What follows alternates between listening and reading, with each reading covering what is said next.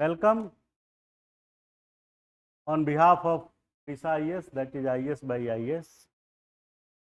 और जिंदगी में लिखा है कि if you don't take risk anything you risk even more. अगर आप जीवन में कोई रिस्क नहीं ले रहे हैं तो आप सबसे बड़ा रिस्क यही है कि आप रिस्क नहीं ले रहे हैं। इतना बढ़िया स्टेटमेंट, और इसी को कह देगा एलाबोरेट करिए। बड़ा अच्छा स्टेटमेंट है ना, good statement. If you don't risk anything you risk even more. अगर आप जीवन में कोई रिस्क नहीं ले रहे हैं तो इसका मतलब सबसे ज़्यादा रिस्क आप ले रहे हैं। क्या कि आप रिस्क नहीं ले रहे हैं। तो इस पे ऐसे लिखने को आ जाएगा और कहेगा कि इसकी एक्सप्लेनेशन तो व्याख्या दो, क्या समझते हो। तो each and everything which is available in the society which is physically visible, in that case you should try to learn of that statement or anything. So by following this method you will be enriched your knowledge, there is no doubt.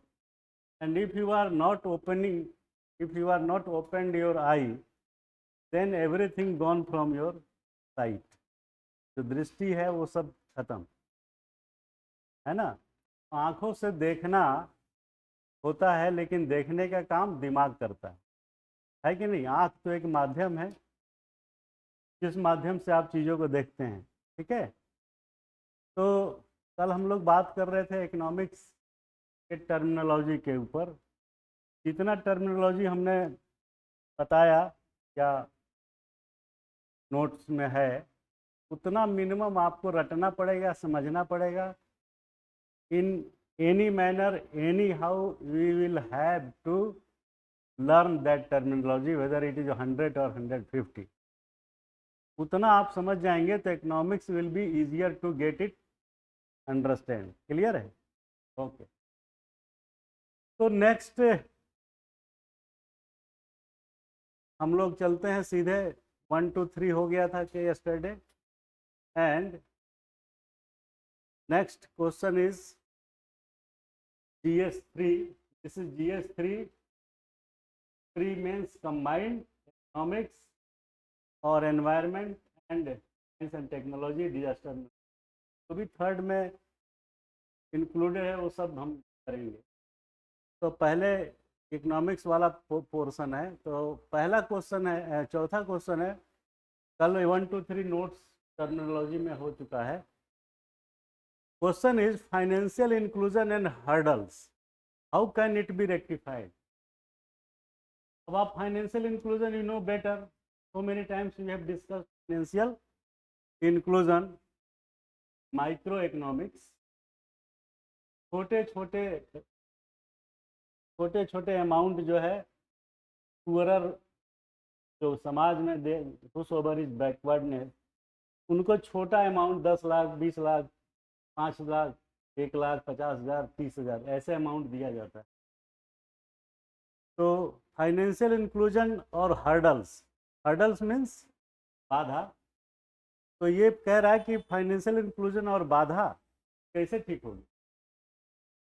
Question जो है बिल्कुल twisted है कि how financial inclusion and hurdles can be rectified, है ना। कैसे इसको कुछ चाहिए तो ले लो ना।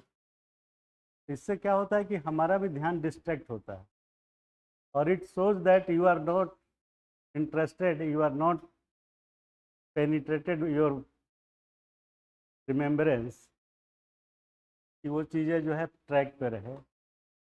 तो what is financial inclusion? Financial inclusion you know better. Financial inclusion refers to the ability of individual and businesses to access financial service and products including credit means savings, insurance and payments. Ability of individual and business, individual वैयक्तिक योग्यता जो है, ability जो है, और business को समझ और उसके थ्रू वित्तीय सेवाओं में एक्सेस करना, घुसपैठ करना, मूव करना। उसके साथ साथ किस चीज़ से? Credit, saving, insurance and payment. तो बेसिकली फाइनेंशियल इंक्लूजन जो है व्यक्ति को और उसके बिजनेस को मजबूत करने के लिए, उसको एक्सेस देने के लिए credit, savings, insurance and payments, जब भी सरकार पैसा देती है तो उस पैसे का कुछ पोर्शन प्रीमियम में चला जाता है इंश्योरेंस के लिए, ताकि कल को अगर कोई प्रॉब्लम होगी तो बीमा से पैसा कुछ मिल जाएगा। जैसे आप भैंस खरीदने का पैसा सरकार देती है, in that situation your buffalo gets insured by that money. छोटा सा पोर्शन होता है 200। तो फाइनेंशियल इंक्लूजन में ये सारी चीज़ें आती है, खाली इन्वेस्टमेंट नहीं आता, समझ रहे हैं ना।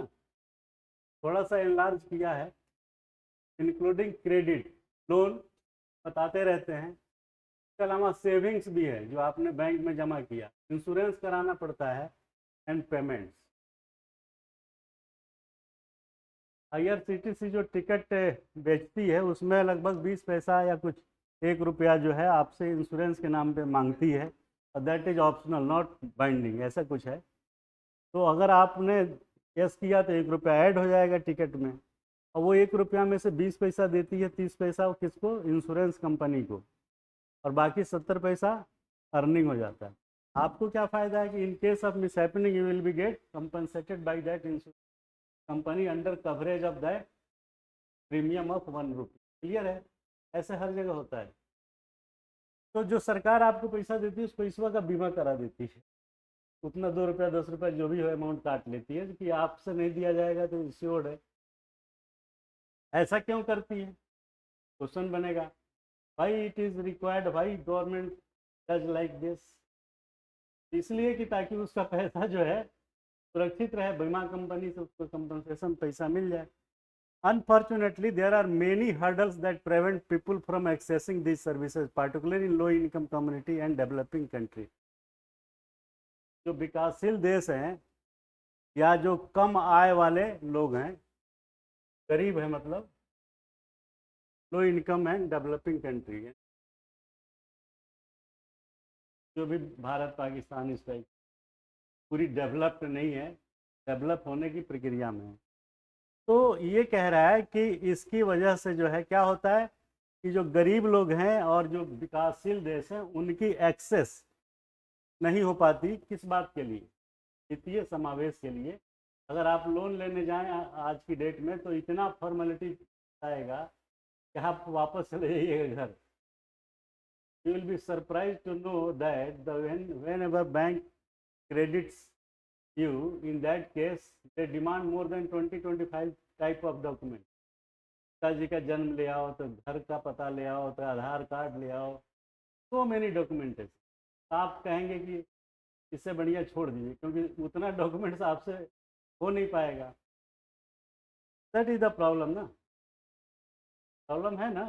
घर के लिए लोन चाहिए तो घर का नक्शा बनवा के अप्रूव करा के ले आइए, ना सैलरी सर्टिफिकेट या ITR दिखाए, बहुत सारे कॉम्प्लेक्सिटी है। तो we are talking about that complexity. समझ में आ रहा है आपको। तो वित्तीय समावेश, what is the hurdles to implement the financial inclusion. वित्तीय समावेश, क्रेडिट, इंश्योरेंस लेने के लिए उसकी राह में क्या क्या हर्डल्स है, what is the hurdles, what is the बाधा, व्हाट इज द ऑब्स्टिकल्स। तो क्या क्या है उसी की बात पूछ रहा है। इसको समझने का सबसे आसान तरीका यह है कि आप गांव में रहे या कहीं भी रहे हो तो आप अनुमान लगा लिए कि अगर आपको कोई लोन लेना हो, in that situation how much you will get sufferer. Sufferer means creating obstacle, creating constants, बाधा in the journey of taking loan from the company. तो इतना डॉक्यूमेंट्स मांगेगा कि वो हो नहीं पाएगा, बहुत कम लोग। तो कहने के लिए आसान है वित्तीय समावेश, गरीब आदमी को मिलता कैसे है, उसके लिए पूरा इंदिरा आवास योजना कैसे पैसा मिलता है। तो आई मीन टू से कि फाइनेंशियल इंक्लूजन हम लोग जो पढ़ते थे, and that financial inclusion is good for the society, for the development of the society whichever is पिछड़ा, lagging behind. But the question is that is not so easy to implement that financial inclusion in the society. And what is the hurdles? I have outlined that इतना documentation होगा property का कागज ले आओ, bank का ले आओ, ITR ले आओ, मुखिया से लिखवाओ, घर का पता, बिजली का bill, house tax bill, water bill ले आओ। 8 तो हो गया अभी। और कहाँ तक पढ़े हो ये ले आओ। 50 तरीके के क्वेश्चंस पैदा होते हैं, है ना। तो these problems are working as a hurdle to implement the financial inclusion. Question बनेगा कि what is hurdles in way of financial inclusion. ये नहीं पूछ रहा है कि what is the financial inclusion, question is that कि why, what elements in, what is obstacle in financial inclusion. अलग हो गया आंसर। तो क्या क्या हर्डल्स है, कैसे प्रॉब्लम आती है। तो lack of access to financial service in many low income community, there are no banks or other financial institutions that offer financial service. This lack of access prevents people from obtaining credit, saving money and accessing other finance. So that is not easily accessible by you in your area. खास तौर से जो पिछड़े area हैं, tribals area है, their financial accessibility is very very poor. समझ रहे हैं। ना बैंक मिलेगा, ना कोई लीड बैंक मिलेगा, ना मोहल्ले का कोई जाएगा, ना उस बेचारे को पता होगा। तो बना किसके लिए है, लोग many low income. But the question is that कि how low income community is benefited. बड़ी दिक्कत है, क्योंकि पहला हर्डल है लैक ऑफ एक्सेस, पहुंचने का अभाव, पहुंच का अभाव, वहां पहुंचने का ही दिक्कत है। लैक ऑफ फाइनेंशियल लिटरेसी, समझ रहे हैं, डिजिटल लिटरेसी, फाइनेंशियल लिटरेसी। तो लोगों को वित्तीय मामले में साक्षरता का अभाव है। कैसे, what do you mean by financial literacy या illiteracy. It means if you are not in position to solve your financial problem and not able to manage your finance, मतलब पैसा, that situation you are financial illiterate. Person who is not aware कि where I should invest my money, in that situation he is not up to the mark of the financial literacy. Clear है ना। कल को question बनेगा कि what do mean by financial illiteracy या financial literacy, वित्तीय साक्षरता या वित्तीय निरक्षरता क्या है। अब सोचेंगे यार ये अभी तक तो पढ़ा भी नहीं था, खाली निरक्षरता साक्षरता पढ़ा था। That situation you will be stuck to write the answer कि व्हाट इज फाइनेंशियल लिटरेसी। समझ गए फाइनेंशियल लिटरेसी क्या है। चलो, हाँ, तो फाइनेंशियल लिटरेसी मीन्स कि लोगों को जो है बेसिक नॉलेज नहीं है किस चीज़ का, फाइनेंशियल मैटर का, कि कहाँ इन्वेस्ट करें, कहाँ पैसा लगाएं, कैसे पैसा कमाएं, how to uplift my life, what quality should be attributed in my life style. If all this knowledge is not available in your mind, in that situation illiterate. बहुत सारे लोगों को पैसा सेविंग अकाउंट में पड़ा रहता है, उनको मालूम नहीं है कि उसको FD में कन्वर्ट कर दें तो इंटरेस्ट ज़्यादा मिले, पड़ा है, पता नहीं है। मतलब this include understanding how to budget, save and invest. Clear हो गया फाइनेंशियल लिटरेसी, ये टर्म आ सकता है।